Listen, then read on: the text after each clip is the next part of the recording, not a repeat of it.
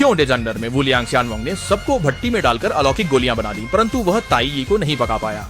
भले ही यह शैतान बूढ़ा वृक्ष पागलपन की हद तक नाराज हो जाए, वह उसके मुंह में केवल आड़ू डालने की हिम्मत करता है। सबसे पहले आपको एक बात समझनी होगी कि आपके सामने खड़ा है कुनलुन 12 स्वर्ण जादूगरों में से एक, तियानजुन के शिष्यों में शीर्ष जानवर राजा। उच्चतम प्रतिभा और पृष्ठभूमि के साथ ताई यी झेन रेन ने चाच को इतनी सारी जादुई वस्तुएं दी थी कि उसे सटीक रूप से हर एक हाथ के लिए एक मिल सके। इसके विपरीत शेन गोंगबाओ के शिष्य औबिंग के हथियार बसमा द्वारा दिए गए समुद्री बत्तख स्वाद की लॉलीपॉप और समूचे ड्रैगन कबीले द्वारा एकत्रित हजारों वर्षों पुराना कवच थे। अनंत अमर वृद्ध के शिष्य के बारे में तो छोड़ ही दो, वे अपने जन्मजात हिरण के सींग और पंख ही उपयोग करते थे। जब भी अविकसित स्थानों की जरूरत होती, औग्वांग सबसे पहले भिखारी की सोचते थे। शेन गोंगबाओ ने सोचा कि यह परीक्षा है, केवल ताई सीधे जाकर गुरुजी से मांगना चाहता था, इस कीमतीपन की तो बात ही नहीं करनी चाहिए। लेकिन अगर नेजा द्वितीय को देखा जाए तो यह साबित होता है कि युआनशी तियानजुन का उसे दुलारना बेवजह नहीं था। मनुष्यों के दिल में बनी धारणाएं एक बड़ी पहाड़ है और केवल ताई ने ही वास्तव में किसी भी जाति और समूह के साथ समान बर्ताव किया है। चेंजाई में लंबे समय तक उपेक्षित रहने के कारण बिना किसी पूर्वाग्रह के तमाम कारणों से हकलाने वाला शेंग गोंगबाओ, लेकिन जब वह ताई जनरेन के सामने बोलता है तो वह कभी नहीं हकलाता। भले ही वह ताई को मोटा कहते, ताई नाराज नहीं होता। इसका मतलब है कि ताई सच में उसे अपने भाई जैसा मानता है।